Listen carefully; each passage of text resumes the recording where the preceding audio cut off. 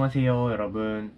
오늘부터 시작해서 1년 동안 여러분과 함께 세계지리를 공부하게 될 백도움 선생님이라고 합니다. 자, 오늘은 첫 시간이기 때문에 여러분들에게는 가급적 많은 내용을 전달하기보다는 세계지리가 어떤 과목인지, 그리고 이러한 세계지리를 통해서 우리가 얻을 수 있는 것은 무엇인지, 그리고 우리가 이 세계지리를 1년 동안 어떻게 배울 것이며, 또 이 배우는 내용들에 대한 간단한 설명과 함께 첫 단원에 대해서 간단하게만 설명을 하고서 마치는 걸로, 첫 단원에 대해서만 간단하게 설명하고 마무리하는 걸로 하겠습니다. 자, 일단 고등학교 세계지리 미래행 교과서를 먼저 한번 펴볼까요? 자, 표지가 상당히 괜찮게 되어 있어요. 그래서 요즘 교과서들은 이렇게 컬러풀하게 잘 나와 있는데, 자, 우리 맨 앞장을 한번 넘겨볼까요? 그러면 그 다음 장에 뭐라고 나와 있죠? 공간은 많은 이야기를 담고 있습니다. 세계지리는 공간의 소중함을 일깨웁니다. 이렇게 되어 있습니다. 그래서 지리라는 건요, 여러분, 기본적으로 공간에 대해서 공부하는 학문입니다.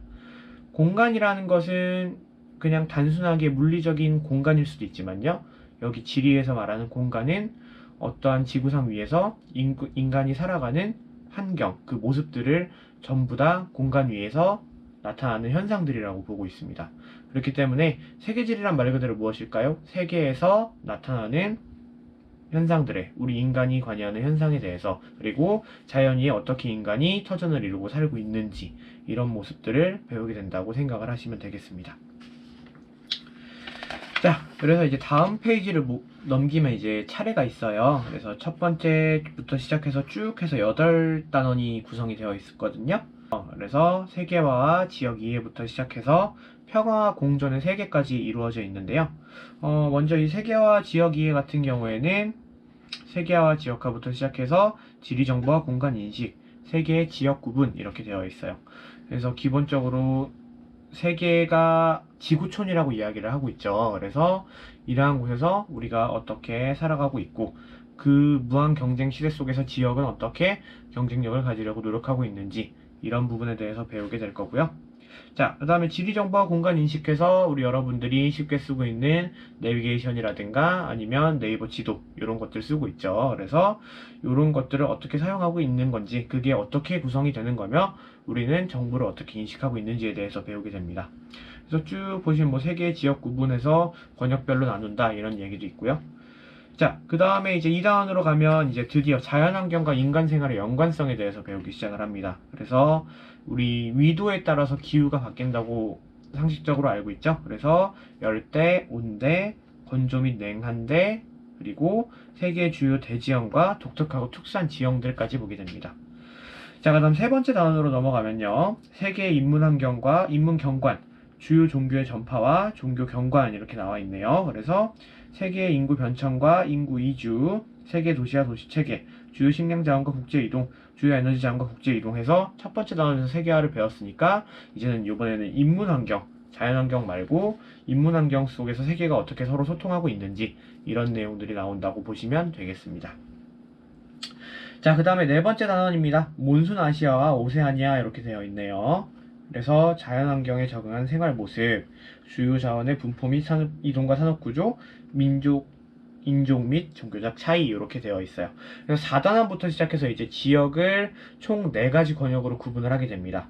몬순 아시아와 오세아니아, 그리고 건조 아시아와 북부 아프리카, 그리고 유럽과 북부 아메리카, 그리고 사하라 이남 아프리카와 중남부 아메리카, 이렇게 4권역인데요. 2015 개정교육과정부터 상당히 많이 바뀐 게 뭐냐면요, 이전에는 굉장히 세계를 좀 권역별로 세세하게 묶어서 표현을 하려고 했다면, 이 2015 개정 교육과정부터는 되도록이면 세계를 좀 큼직큼직하게 묶어서 더 크게, 어떻게 보면 거시적으로 볼 수 있게 노력을 했다, 이렇게 보시면 되겠습니다. 자, 그래서 이제 건조아시아 북부 아프리카로 넘어가면요, 5단원이죠. 그래서 자연환경에 적응한 생활 모습, 주요 자원의 분포 및 이동과 산업구조, 그 다음에 특히 이곳은 사막화가 심각하기 때문에 사막화에 대한 이야기가 따로 나옵니다. 그래서 사헬지대라든가 이 인근에서 일어나는 건조한 환경에서의 어떤 문제점들에 대해서 배우게 됩니다. 자, 그리고 이제 6단원 넘어가면요. 유럽과 북부 아메리카, 주요 공업지역의 형성과 최근 변화, 현대도시의 내부 구조와 특징, 지역의 통합과 분리운동, 이렇게 나와 있습니다. 자, 그래서 기본적으로 유럽과 북부 아메리카 같은 경우에는 사람이 굉장히 많이 살고 있는 곳이죠. 어떻게 보면은 아시아와 더불어서 북반구의 인구가 정말 많이 분포하고 있는 대륙 중에 하나인데, 이제 이런 지역, 특히 유럽 같은 경우에는 구대륙이죠. 그래서 구대륙에서는 어떻게 생활을 하고 있는지, 북부 아메리카에서는 이제 구대륙에서 넘어온 사람들이 신대륙으로 오면서 어떻게 경제를 이룩을 했고, 상호 연관성은 어떤 것들이 있고, 또 비교는 어떻게 되는지, 이런 것들에 대해서 배우게 될 겁니다. 자, 그리고 이제 7단원으로 넘어가면요. 이제 해맑은 아이들이 이제 사진에 있죠. 자, 그래서 도시 구조에 나타난 도시화 과정의 특징, 이렇게 되어 있어요.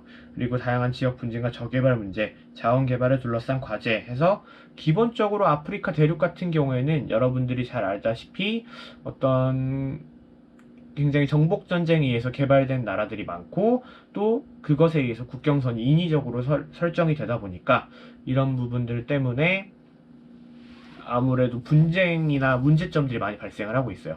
환경 문제도 발생을 하고 있고, 그래서 이런 부분들에 대해서 어떻게 대처해야 되는지, 문제점과 해결 방안이 무엇인지, 이런 것들에 대해서 배운다고 생각하시면 됩니다.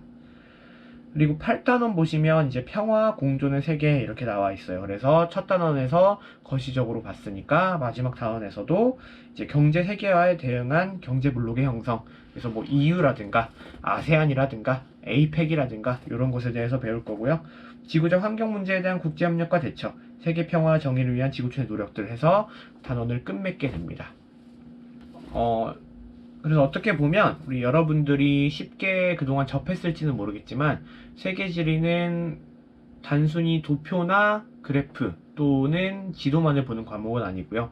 물론 그것들도 잘 알아야 하지만, 거기에 더불어서 그 자료들을 바탕으로 해서 기존에 있던 지식들을 가지고 자료를 해석해내는 문제가 최근에 많이 출제되는 경향을 띠고 있습니다. 그래서 여러분들이 이런 부분들에 대해서 기본적으로 우리가 교과서를 보고 있잖아요. 그 다음에 어떤 수능 연계 교재인 EBS 수능 특강을 통해서 함께 공부를 할 예정이기 때문에, 아무래도 세계지리를 하면서 이 수능 특강을 병행을 하게 되면 여러분들이 부족한 문제에 대한 공백이라던가 이런 것들을 충분히 채울 수 있지 않을까, 그렇게 생각을 하고 있습니다. 그래서 기본적으로 세계지리 나가고 이제 좋은 자료가 있으면 수능 특강에서 조금 더 보고, 그럼 수능 특강에 있는 문제를 풀면서 이렇게 진도를 나갈 계획이고요. 아무래도 시험 같은 경우에도 이런 식으로 진행을 할 가능성이 크기 때문에 이것도 참고를 해주시면 좋을 것 같습니다. 단원에 대한 얘기는 이렇게 마무리를 짓고요. 일단 우리 이제 교과서 1단원으로 넘어갈게요. 자, 1단원 보시면 세계화 지역 이해 이렇게 나와 있습니다. 그래서 이제 지도가 이렇게 싹 나와 있고요. 자, 도입 활동에 보시면은 아래 좋은 글이 있어요. 그래서 지리학은 공간이라는 커다란 우산 아래 공간적으로 표현되는 과정, 체계, 행동 등 수많은 현상을 연구하고 분석하는 다양성의 학문이다. 그래서 뭐 지리학적 발견의 시대는 절대 끝나지 않을 것이라고 말해주곤 한다. 이 말이 무슨 말이냐면요, 여러분들 우리가 한창 어딘가를 찾아보고 발견하고 이럴 때는 이제 대항해 시대였죠. 그래서 그 시대 이후로는 어떻게 보면 지금은 지리학의 종말이다. 어딘가를 발견하고 무언가를 탐사하는 일은 이제 더 이상 의미가 없다 라는 이야기도 많지만, 그럼에도 불구하고 지리학이 계속 가치가 있는 이유를 이 단원에서 배우게 될 겁니다. 자, 그래서 이 내용도 이제 다음 단원에 가면서 보도록 하겠습니다. 자, 교과서 10페이지입니다. 여러분들 잘 따라오고 있죠? 학교에서 수업을 하지 않는다고 해도 그래도 학교와 동일한 수업을 진행을 하고 있기 때문에, 그래서 여러분들이 집중해서 듣는 것이 중요합니다. 자, 1단원, 소단원 1단원 세계화 지역화 되어서 나와 있습니다. 자, 그래서 위에 보면은 토마토 막 던지고 있고 막 사람들이 축제를 하고 있죠. 그래서 이제 라토마티나 해가지고 에스파냐 분율 지역에서 생산된 토마토를 서로한테 던지며 즐기는 토마토 축제다, 이렇게 나와 있어요. 그래서 보시면은 학습 목표 세계화와 지역화의 의미와 특징을 설명할 수 있다 이렇게 되어 있는데요. 여러분들 일단 먼저 해주고 싶은 말은 이 세계화 지역화라는 것 자체가 사실은 수능에 엄청 많이 나오거나 또는 막 엄청난 해석 능력을 요구하는 그런 소단원이 아니라고 봅니다. 그래서 이런 단원들에 대해서는 여러분들이 크게 부담을 가지지 않고 그냥 지리학에서 요즘은 세계를 이런 식으로 생각을 하고 있구나. 그리고 세계는 요즘 이런 식으로 상호 지리적인 소통을 하고 있구나. 이렇게 생각을 하시면 되겠습니다. 자, 10페이지입니다. 세계화부터 볼게요. 세계화는 해서 밑줄 칠게요. 국제적인 상호 연계성이 증대된다. 밑줄. 그리고 국경의 제약이 점차 약해진다. 그리고 그 아랫줄에 또 있어요. 교통수단과 통신기술의 발달이다. 그래서 그 아랫줄에 또 뭐라고 되어 있죠? 시간적, 공간적 거리를 크게 단축했다. 그래서 문단 맨 마지막쯤에 보시면 세계화가 빠르게 진행된다까지가 세계화에 대한 모든 설명입니다.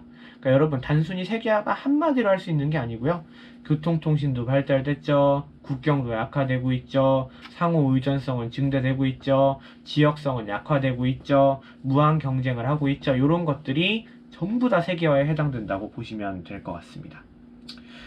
자, 그래서 이제 아래에 보시면요. 이제 세계화에 대해서 크게 보통 두 가지를 이야기를 하고 있습니다. 그래서 첫째가 경제에 대한 세계화고요.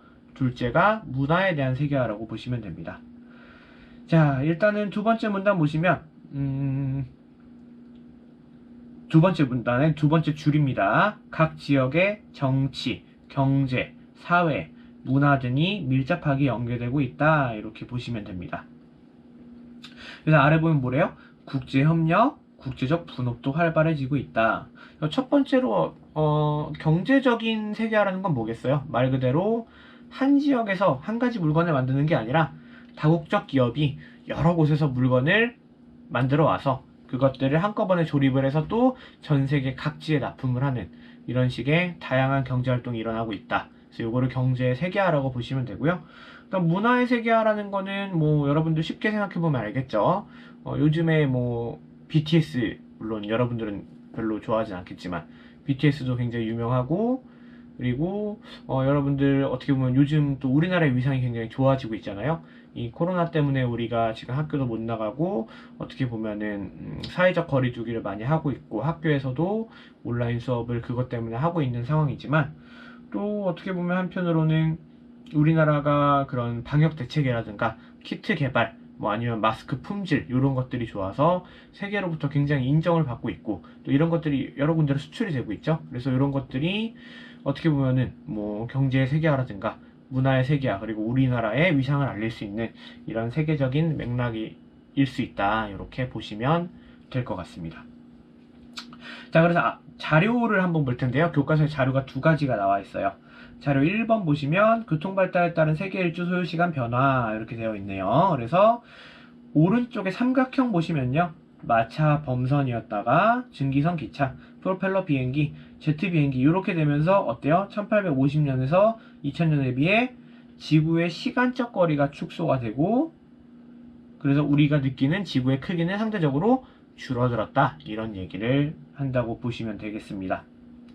자, 자료 2번입니다. 미국 다국적 기업의 국제 분업해서 B사라고 나와 있을 거예요. 그래서 이 회사는 787에서 어떤 회사일까요? 네, 여기는 보잉기를 만드는 회사일 겁니다. 자, 그래서 보시면 앞동체는 미국, 일본, 뭐 화물 출입물은 스웨덴, 그다음 멕시코, 미국, 영국, 프랑스, 이탈리아, 대한민국도 있네요. 그래서 이렇게 비행기 한 대에도 굉장히 다양한 국가가 참여를 해서 생산을 하고 있는데 그럼 그런 의문을 가질 수 있죠. 선생님, 그러면 이 부품들을 실어오는 게 더 비싸지 않나요? 라고 생각을 할 수 있는데 그만큼 교통이 굉장히 발달을 했고 각 지역마다 인건비나 어떤 생산에 들어가는 수단에 들어가는 비용이 다른데 이런 부분들이 교통통신의 발달로 인해서 오히려 전 세계 각지에서 물건을 가지고 오는 것이 훨씬 더 이득이기 때문에 이런 방식을 취한다라고 생각을 하시면 되겠습니다. 자, 세계화 어렵지 않죠? 다시 한번 세계화는 뭐라고요? 교통통신이 발달이 되었고 지구의 어떤 시간적인 크기가 줄어들었고 지역 간의 상호 의존성도 증대가 되었고요. 경제활동과 문화활동이 활발하게 교류를 하게 되고요. 그리고 어떻게 됐어요? 그래서 세계화가 점차 더 빠르게 진행이 되고 있다. 이런 것까지 기억을 해두시면 되겠습니다. 자, 그래서 이제 국경의 제약이 약해지는 세계화까지 배웠고 11페이지로 넘어갑니다. 지역화입니다. 자, 그래서 오늘은 어디까지 할 거냐면 여러분 13페이지까지 하게 될 겁니다. 자, 어렵지 않은 내용이니까 잽싸게 넘어가 볼게요. 자, 지역화 이렇게 나와 있어요. 지역화는 지역의 자율성과 고유성을 증대하고 첫 번째 줄이에요. 잠재력을 길러. 그래서 맨 마지막 줄만 치시면 될 것 같아요. 두 번째 줄에 각 지역이 세계적 차원에서 독자적인 가치를 지니게 되는 현상이다. 이 부분에 밑줄을 치시면 되고요. 자, 그래서 이제 이 첫 번째 문단의 마지막 줄 쪽 보시면요. 세계 각 지역은 경제를 활성화하고 세계적 경쟁력을 갖추기 위해 다양한 노력을 기울이고 있다. 그래서 그 다음 문단 보면요. 동그라미 쳐둡니다. 진한 글씨, 지리적 표시제, 장소 마케팅, 지역 브랜드화 이렇게 세 가지를 예로 들고 있어요. 자, 첫 번째 지리적 표시제입니다. 자, 그 바로 아랫줄이죠. 지리적 특성을 반영한 우수한 상품에 그 지역에서 생산 가공되었음을 증명하고 표시하는 제도다. 쉽게 생각하면 뭐예요? 이천 햅쌀, 아니면 뭐 이천 도자기, 아니면 뭐 가평 잣, 아니면 뭐 여기 또 뭐가 있을까요? 뭐 우리나라 말고도 세계적으로 보자면 뭐 프랑스의 뭐 보르도 와인, 그다음에 독일 포도주. 독일은 맥주가 유명하죠. 선생님이 술을 잘 안 먹어서. 자, 다음 미국의 뭐 플로리다 오렌지, 아니면 뭐 자메이카의 블루 마운틴 커피, 콜롬비아 커피, 아니면 뭐 인도의 다즐링 차, 아니면 그리스의 뭐 올리브, 요런 것들이 이 지역에서 나타나는 상품들은 굉장히 품질이 좋고 유명하고 질 좋고 그 값을 하는 것들이구나. 이렇게 우리가 인식을 하고 있죠. 이런 것들이 지리적 표시제의 일환이다. 이렇게 보시면 됩니다. 자, 그 다음에 두 번째입니다. 그 다음 거, 또 이것도 동그라미 쳐놔야겠죠? 장소 마케팅은 해서 그 다음 줄이 중요합니다. 지역의 특정 장소를 하나의 상품으로 인식하고 어쩌고 저쩌고 해서 정부와 민간이 협력하여 이미지와 시설 등을 개발하는 것이다. 자, 여러분들 이건 굉장히 쉽게 생각하시면 됩니다. 우리 서울의 하천 하면 뭐가 떠오르죠? 청계천 떠오르고요. 광화문 하면 뭐가 떠올라요? 광화문 하면 이순신 장군 동상도 있고 세종대왕 동상도 있고 광화문 말 그대로 그 광화문도 기억이 날 거고요. 다음 파리에 보면은 뭐가 있죠? 그렇죠. 에펠탑이나 개선문을 들 수가 있고요. 그래서 이런 것들, 어떤 지역에 있는 상징적인 랜드마크를 이미지화 시키거나 아니면 그런 것들이 딱히 없으면 뭔가 거기서 뭐 스포츠를 연다거나 올림픽을 개최를 한다거나 아니 무슨 축제를 개최한다거나 해서 지역을 마치 그것이 있는 고유한 브랜드화 삼는 것, 이것이 장소 마케팅이다. 이렇게 보시면 되겠습니다.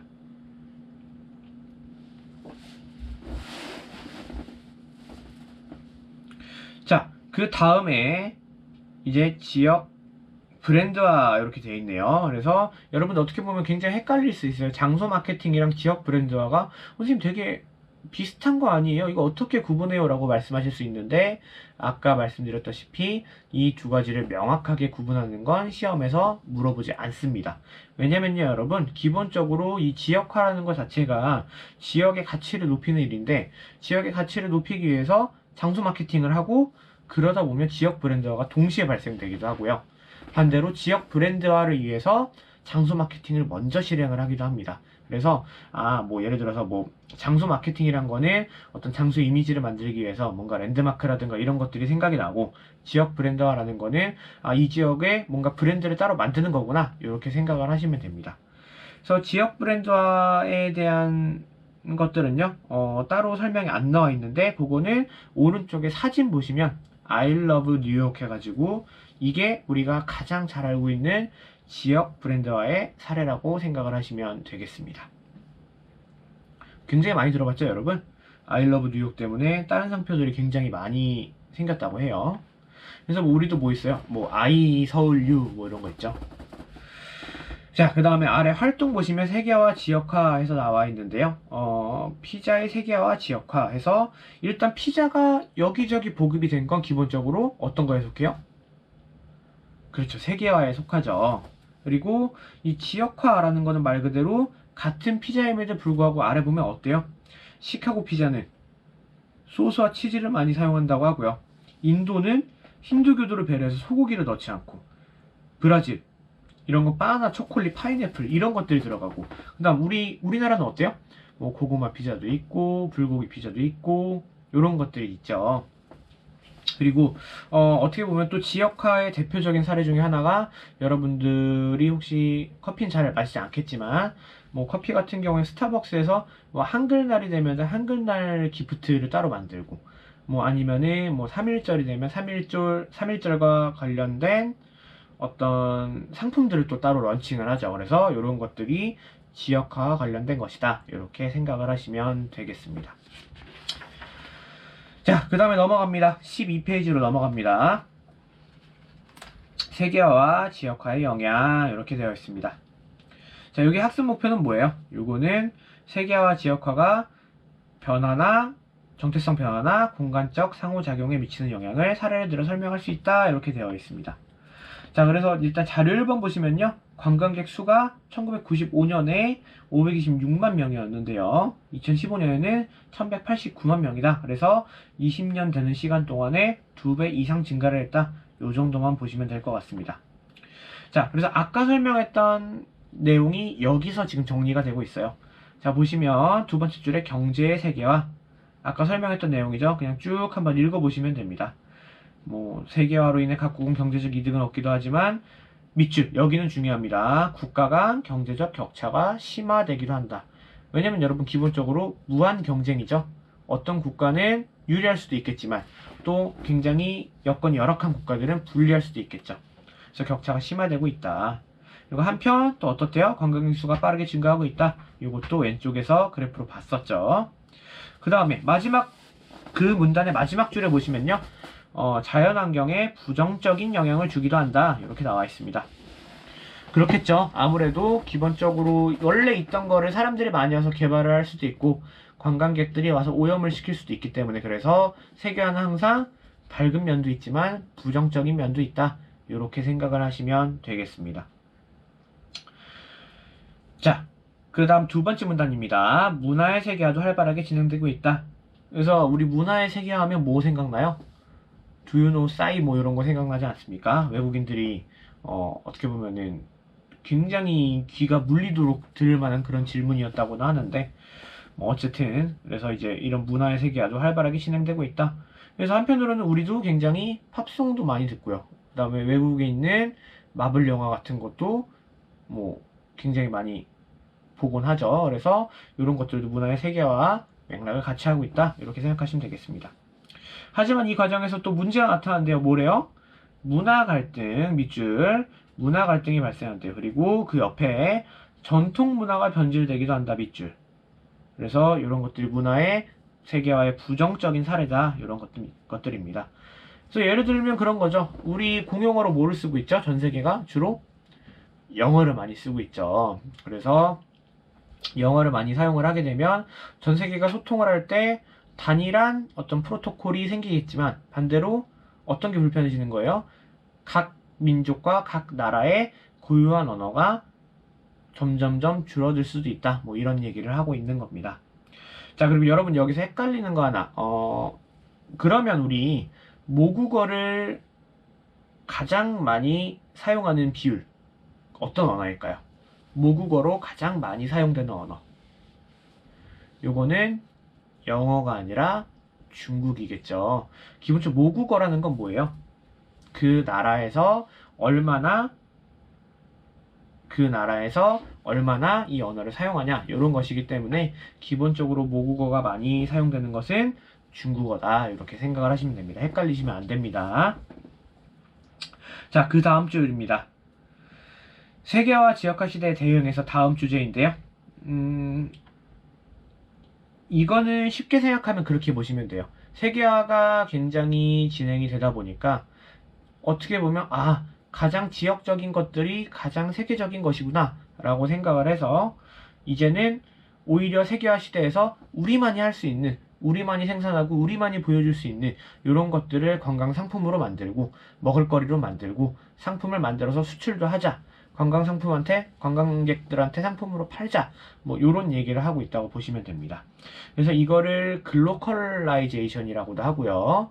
또 어떤 교과서에서는 이걸 한글로 표현을 해서 세방화다. 그래서 세계 속에 지방을 특성화시키는 거다 해서 세방화다. 뭐 이런 표현을 쓰기도 합니다. 그래서 이런 것들도 참고로 교과서 한 켠에 적어두시면 좋을 것 같습니다. 자, 그래서 아래 자료 3번 안 봤죠? 자료 2번은 뭐 K-팝 경연대회가 브라질에서 열린다는 거고요. 자료 3번은 보시면 미국 속의 세계화, 그래서 샌프란시스코에 차이나타운이 있고요. 뉴욕에도 작은 이탈리아가 있다고 하고요. LA에 코리아타운이 있다고 하죠. 그래서 이런 식으로 해외는 정말로 다양한 인구가 서로 섞여서 살고 있고 그들만의 타운을 또 그 속에서 이루고 있다. 이렇게 생각을 하시면 됩니다. 자, 활동입니다. 세계화의 다양한 얼굴에서 자영업도 고글로벌 시대로 이렇게 나와 있습니다.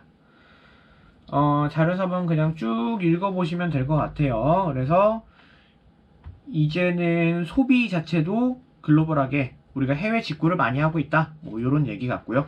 자료 5번 보시면 감염병의 세계화 인류를 위협하다. 그래서 세상에나 마침 우리가 또 질병의 세계화 속에 살고 있습니다, 여러분. 그래서 우리가 지금 코로나19 어떻게 보면 우한 폐렴 독감 때문에 굉장히 고생을 많이 하고 있죠. 그래서 경제가 요즘 좀 많이 어려운 상황이기도 한데 여러분들이 집에서 지금 있으면서 뭐 마냥 쉬기보다는 공부도 열심히 하고 비축도 하고 또 어떻게 보면은 밖에서 위험을 무릅쓰고 오시는 부모님들한테 고생하셨다고 한마디 할 수 있는 뭐 그런 여러분들이 되면 좋을 것 같아요.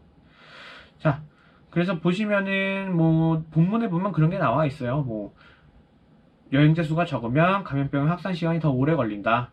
당연하죠. 그래서 우리 여러분들도 어때요? 지금 여행도 안 가고 밀집 공간도 피해서 결국엔 집에서 사회적 거리두기를 시행을 하고 있는 거죠.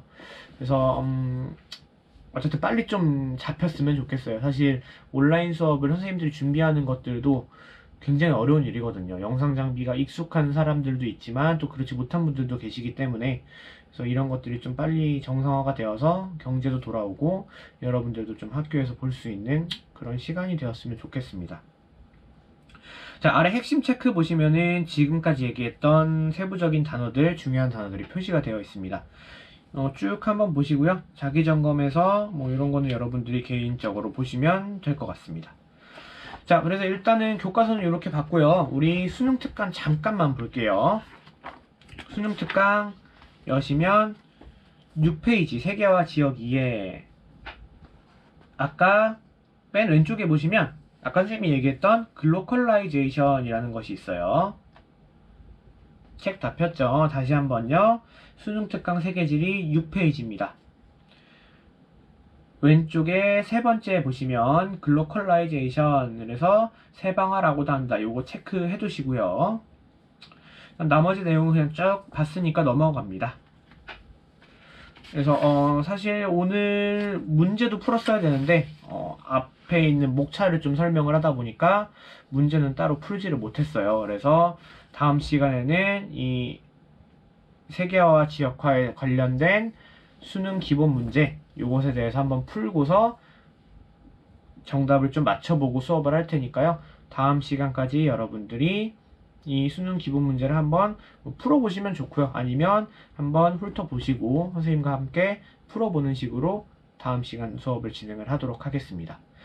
자, 오늘 첫 세계지리 수업 시간이었는데 다음부터는 선생님도 조금 더 적응이 되고 좀 더 매끄럽고 좋은 내용으로 다시 한번 여러분들과 만나도록 하겠습니다.